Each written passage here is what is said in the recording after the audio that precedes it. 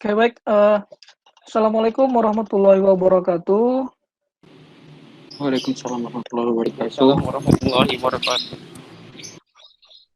Baik, pada kesempatan ini kami dari kelompok 1 kembali memaparkan mengenai tugas besar 2 terkait dengan mata kuliah pemrograman Smart Web yang dipangku oleh Pak Wawan.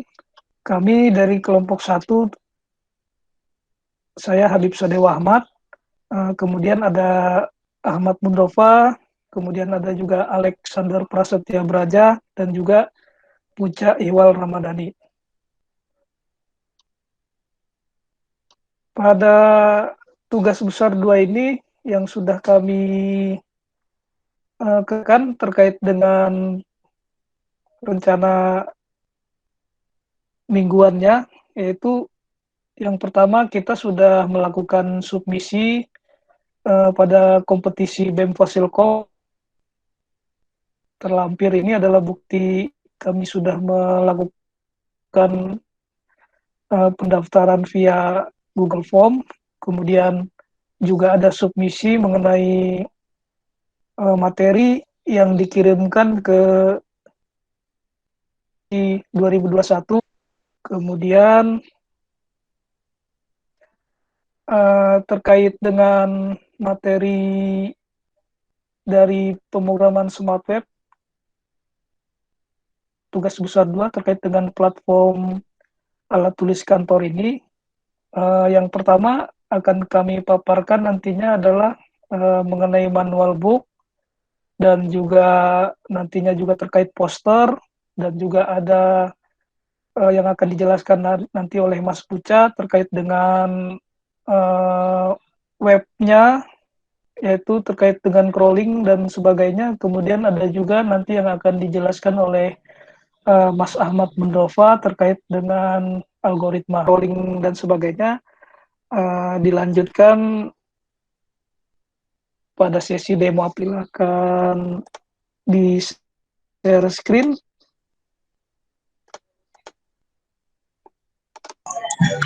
Baik Mas Habib, saya izin share screen ya. Oke. Baik.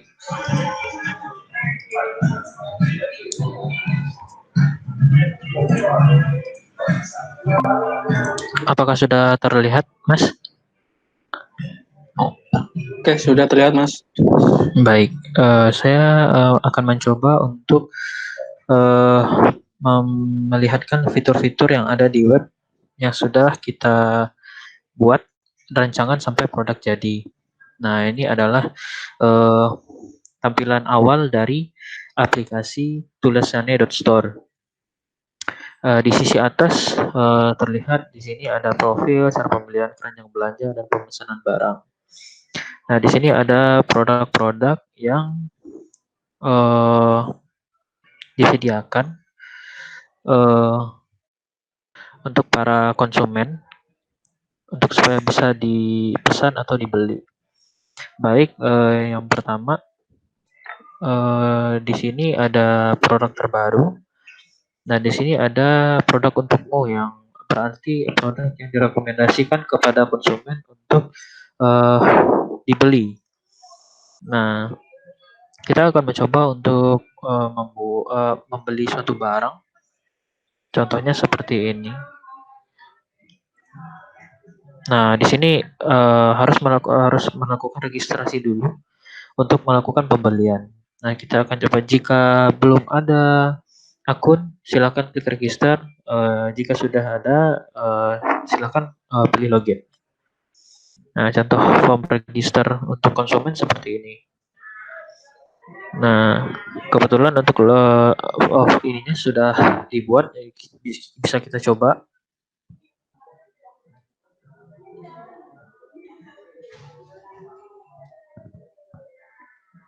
Nah, sekarang kita sudah login menggunakan akun yang sudah didaftarkan sebelumnya.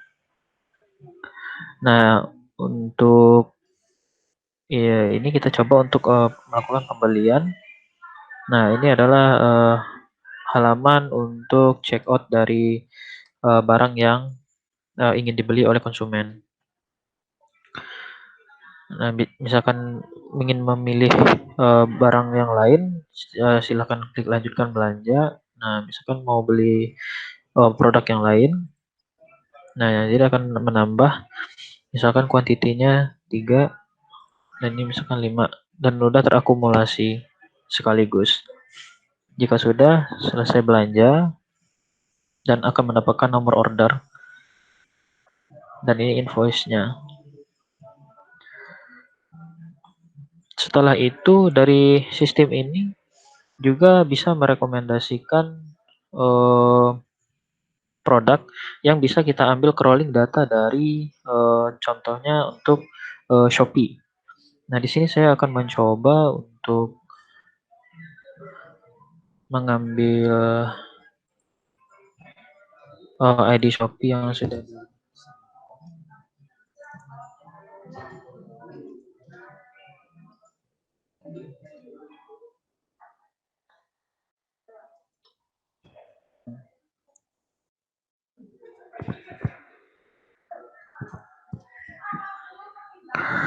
Nah, di sini barang-barang ini diambil dari Shopee. Nah, di sini tuh ada barang-barang yang berhubungan dengan ATK. Nah, jika kita ingin menambahkan produk ini ke dalam menambahkan produk rekomendasi produk, kita coba ini klik simpan. Nah, ini kita pilih kategorinya. Beratnya misalkan 1,5 kilogram. Harganya udah otomatis keambil dari Shopee. Misalkan diskonnya 0,5. Dengan stok ini, dengan deskripsinya seperti ini. Dan langsung disimpan. Nanti di halaman depan ini akan secara otomatis sudah langsung masuk sebagai produk terbaru yang baru kita tambahkan sebelumnya. Seperti itu. Dan ini layout dari aplikasi. Nanti untuk proses untuk produk rekomendasi dari untuk si masing-masing user nanti akan dijelaskan oleh Mas Ahmad. Palingan untuk dari saya cukup untuk memaparkan bagaimana bentuk aplikasi website tulisannya.store. Saya kembalikan ke Mas Habib. Oke, terima kasih Mas Puca untuk penjelasan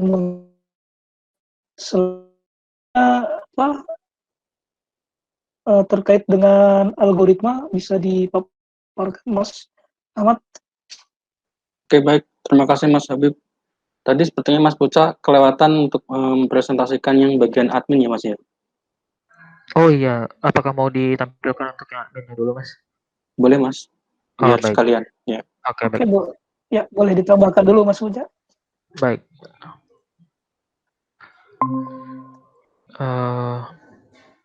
Untuk halaman admin, maaf saya lupa.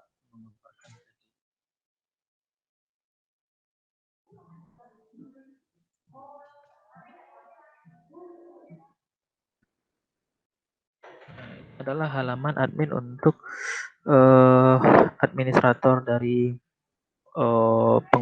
yang mempunyai website ini. Contoh sebelumnya saya sudah melakukan order produk, dia akan masuk ke dalam produk ini. Nah, maaf di order. Nah, masuk ke menu order. Nah, di sini kan tadi kita bisa lihat nomor ordernya itu adalah 200. Nah, di sini kita lihat detail pembeliannya apa tadi, harganya 185.000 untuk barang ini. Jika si konsumen sudah melakukan verifikasi terhadap pembelian barangnya, sudah melakukan transfer dengan mengirimkan bukti transfer tersebut melalui yang mempunyai toko, jika sudah valid tinggal diubah status order ini lunas. Nah, di sini sudah lunas dan barang bisa dikirimkan ke alamat yang sudah diberikan melalui konfirmasi dari konsumen terhadap orang yang mempunyai website ini. Jadi satu lagi adalah produk. Nah, di sini produk yang sebelumnya yang kita simpan di halaman depan tadi itu tuh kita ambil data dari crawling Shopee. Nah, di sini kita juga bisa menambahkan produk secara manual jika tidak ingin mengambil eh, tidak mau mengambil dari Shopee. Nah, seperti ini tampilannya kira-kira. Nah, jika ingin merubah data yang kita ambil dari Shopee tersebut dengan stok, misalkan ingin merubah stok dari yang kita punya, misalkan. Nah, ini contohnya seperti ini tadi. Nah, ini data yang dari Shopee tapi bisa kita edit secara manual di halaman admin. Seperti itu. Dan di sini ada menu untuk laporan.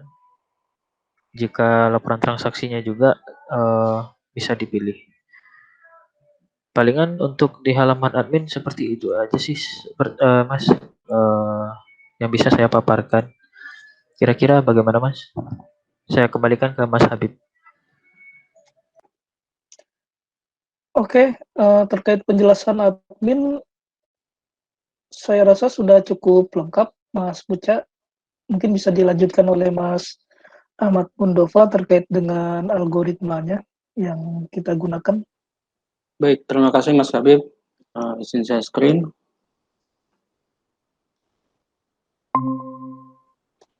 Ya, apakah terlihat, Mas? Ya, terlihat. Nah, oke.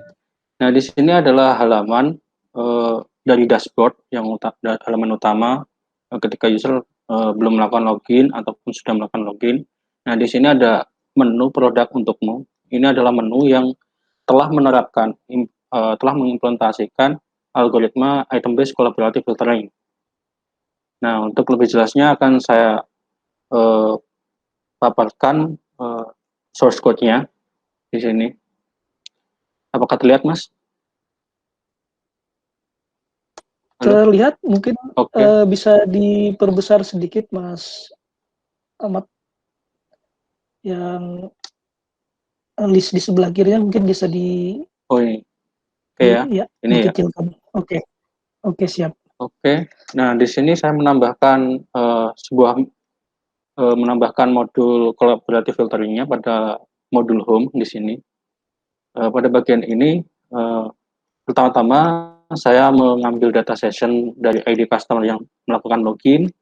Kemudian saya melakukan query terhadap keseluruhan data produk. Keseluruhan data produk di sini yang diurutkan berdasarkan ID produk. Kemudian dari data produk tersebut saya mengambil ID produk dan menyimpannya ke dalam sebuah array yang nantinya akan kami gunakan untuk membuat data training ya, data training seperti itu. Data yang akan digunakan untuk melakukan training. Nah, selanjutnya di sini saya melakukan query data user, keseluruhan data user yang selain user login. Nah, data user ini akan digunakan sebagai data training juga. Nah, data user ini nantinya akan dilihat kunjungan user terhadap item-item tertentu. Seperti itu. Jadi misal ini ada 1, 2, 3, 4, 5, 6, 7, ada 7 item, ada 7 produk yang dikunjungi oleh satu orang user. Dia mengunjungi produk ketiga itu sebanyak 1 kali, produk keempat 6 kali, dan seterusnya seperti itu. Nanti data user ini bentuknya adalah seperti ini, berupa data metrik. Selanjutnya, langkah selanjutnya yang dilakukan adalah melakukan di sini melakukan pembuatan metrik user login. Nah, di sini dari data ID produk akan dilakukan looping. Data ID produk yang misalnya ini ada 7 produk seperti itu akan di looping dan dicari data account visitnya, data jumlah visitor, jumlah kunjungan terhadap produk tersebut dari seorang user seperti itu. Kemudian akan disimpan data tersebut ke dalam metrik array user login seperti itu. Jadi akan saya tunjukkan dulu database yang tabel yang akan kami gunakan. Di sini tabel yang akan kami gunakan adalah tabel proses method. Nah, di sini tabel ini menyimpan ID produk, IP address, ID customer, dan jumlah kunjungan customer tersebut terhadap produk. Misal, ini ada customer dengan ID 47 mengunjungi produk dengan ID 32 sebanyak 2 kali, dan seterusnya. Kalau yang ini, yang kosong ini berarti usernya belum login. Maka dari itu kami tetap mencatat IP-nya untuk berjaga-jaga kalau misal usernya tidak melakukan login, itu sistem tetap bisa melakukan pemberian rekomendasi seperti itu, berdasarkan pada IP-nya. Ini adalah tabel yang akan kami gunakan. Yang pertama, kami melakukan collect data ini, data user, untuk mencari jumlah kunjungan terhadap beberapa item yang pernah ia kunjungi, seperti ini. Pada bagian ini adalah untuk menghitung data metric user. Selanjutnya, di rumus untuk melakukan rekomendasi item, kita membutuhkan average metric user, yaitu jumlah dari kunjungan ini dibagi banyaknya item. Jadi ini akan dikalkulasikan dan dicari nilai rata-ratanya. Itu akan digunakan sebagai bobot untuk menghitung rekomendasi nanti. Ini akan digunakan untuk menghitung rekomendasi. Selanjutnya, di sini saya mendefinisikan sebuah array similarity. Di array similarity ini akan menampung keseluruhan data similarity menggunakan rumus Cosine similarity. Untuk lebih jelasnya, rumus Cosine similarity adalah sebagai berikut. Rumus yang akan kami gunakan adalah rumus Cosine similarity. Kami akan di sini ada dua perhitungan, saya pisahkan. Ini perhitungan untuk atas, yang top, dan ini untuk perhitungan yang bawah, bagian ini dan bagian ini, seperti itu. Di sini kami melakukan query terhadap data kunjungan user, semua user, terhadap semua produk. Pada bagian ini kemudian kami menyimpannya ke dalam sebuah metric item, dan juga di sini nanti nilai rata-rata dari perbaris di sini, nilai average-nya juga akan disimpan di dalam array. Akan kami gunakan untuk menghitung proses rekomendasi seperti itu. Kemudian nilai rata-ratanya dihitung, nanti di akhir sesi akan disimpan di dalam sebuah array seperti ini. Dan apabila kita coba tampilkan, saya disable dulu bagian yang ini. Apabila kita coba tampilkan yang bagian ini,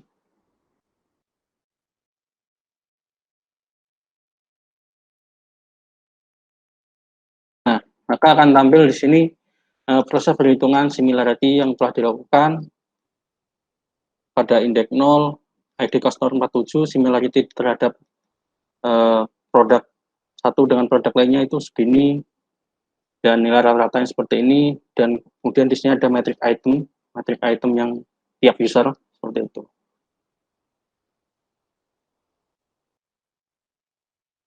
Di atas ini adalah proses perhitungan similarity. Mungkin cukup sulit untuk menjelaskan satu persatu karena logiknya harus dites, debug satu-satu gitu.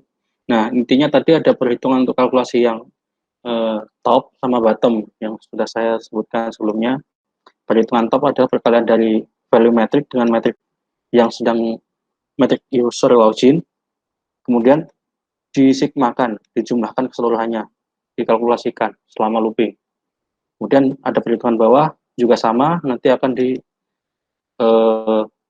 di sum, dijumlahkan semuanya. Kemudian di perhitungan terakhir, yang bagian perhitungan similarity, jika perhitungan atas dan bawah itu bernilai 0, otomatis kan nilainya bisa tak terhingga. Maka dari itu kita kasih similarity-nya 0. Karena 0 dibagi 0 nanti 0 dibagi berapapun nanti hasilnya akan menghasilkan nilai yang ya tidak akurat seperti itu. Jadi defaultnya adalah similarity 0. Jika nilai perhitungannya selain 0 atau di atas 0 gitu, maka tinggal kita bagikan kalkulasi dari kalkulasi bagian atas dan kalkulasi bagian bawah. Kemudian kita simpan di list similarity seperti ini. Kemudian dilakukan setelah dilakukan perhitungan similarity, array tersebut akan dilakukan sorting berdasarkan similarity tertinggi. Jadi descending berdasarkan similarity tertinggi.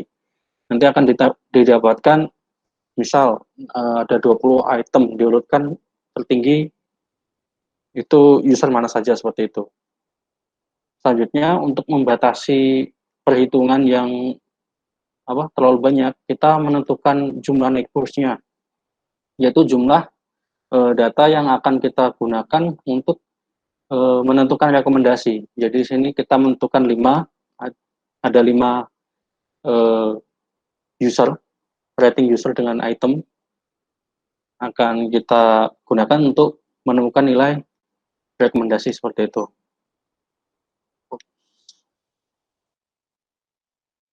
Kita tampilkan adalah proses debugnya. Nah, di sini didapatkan ada 4 user yang memiliki similaritas sama dengan user saat ini. Seperti itu. Nah, nanti dari 4 user ini akan dilakukan proses perhitungan prediksi menggunakan weighted average of deviation. Caranya sama, menggunakan rumus weighted average deviation itu seperti ini rumusnya. Jadi ini adalah RUP. RUP di sini adalah rating of user U terhadap item P. Jadi rating user U terhadap P ini adalah nilai rata-rata dari user yang saat ini login. Kemudian di sini ada perhitungan sigma dari similarity user U terhadap user I dikalikan dengan rata-rata nilai tiap barisnya. Seperti itu. Kemudian dibagi dengan yang ini similarity-nya. Tapi dia mengabaikan sisi negatif dan positifnya. Seperti itu.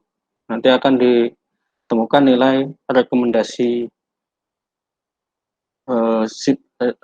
dari item, yaitu nanti disimpan di nilai prediksi di sini menggunakan rumus tersebut, kemudian ditampung keseluruhannya di sebuah array. Kemudian dari array tersebut kita sorting lagi secara descending berdasarkan dari nilai prediksi weighted sum of average, seperti itu. Nah, setelah kita sorting di sini, kita di sini kan melakukan sorting produknya.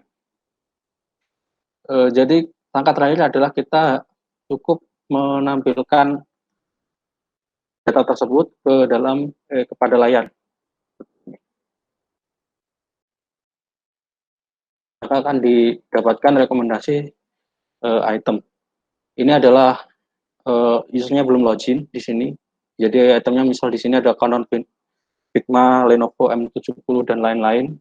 Yang pertama ini Canon ya. Coba saya login dengan menggunakan akun saya.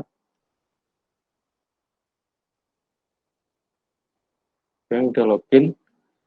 Nah, di sini tiap rekomendasi dari user akan berbeda-beda sesuai dengan banyaknya kunjungan, banyaknya klik user tersebut yang dengan yang disamakan, yang dicari similaritasnya dengan user yang lain, seperti itu.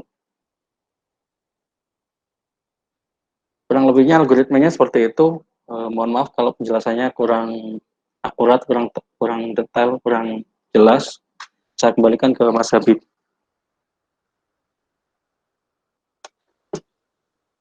Oke, Mas Ahmad Bundova, terima kasih untuk penjelasan terkait dengan algoritma yang kita gunakan pada platform ATK ini. Selanjutnya mungkin ini kan ke Wawan. Untuk yang belum kita lakukan pada tugas besar 2 ini terkait dengan hosting ya. Terkait dengan web itu sudah selesai, kemudian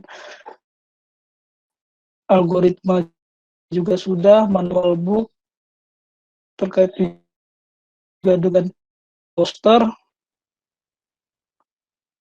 Nah, di sini ada satu lagi yang belum kita lakukan, yaitu terkait dengan hosting. Nah, kita diskusi bersama terkait dengan hosting ini, apakah nantinya akan kita hosting setelah ada revisi dari Pak Wawan atau seperti apa baiknya, teman-teman?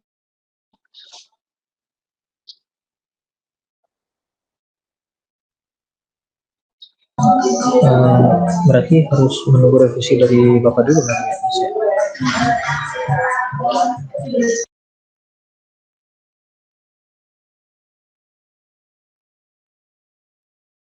Halo Mas Abid, Oke, ya. bagaimana Mas? Berarti setelah revisi dulu ya, baru kita hosting ya. Bagaimana Mas Ahmad Mustafa? Iya, lebih baiknya gitu sih Mas. Jadi kita kalau ada revisi kita perbaiki dulu. Nanti kalau udah fix Dari kita sambil kita itu persiapkan hostingnya seperti itu mungkin.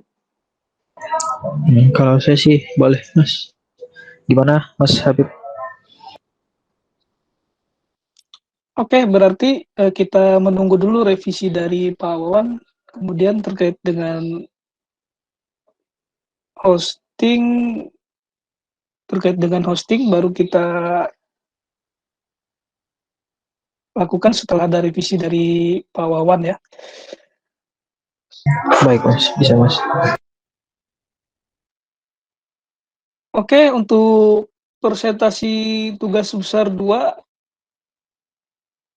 mata kuliah pemrograman smart web sudah selesai kita kerjakan. Selanjutnya kita menunggu revisi dari Pak Wawan terkait dengan platform yang kita buat, yaitu platform ATK. Kemudian segera akan kita upload tugasnya dari sesuai dengan yang kemarin diminta sama Pak Wawan, atau nantinya akan kita upload di post, karena ada informasi juga post sudah bisa digunakan. Pak Wawan, nantinya terkait dengan tugas besar 2 ini kami rasa cukup sekian dan kami akhiri. Wassalamualaikum warahmatullahi wabarakatuh. Waalaikumsalam warahmatullahi wabarakatuh. Terima kasih Mas Mustafa juga Mas Habib. Terima kasih Mas. Siap.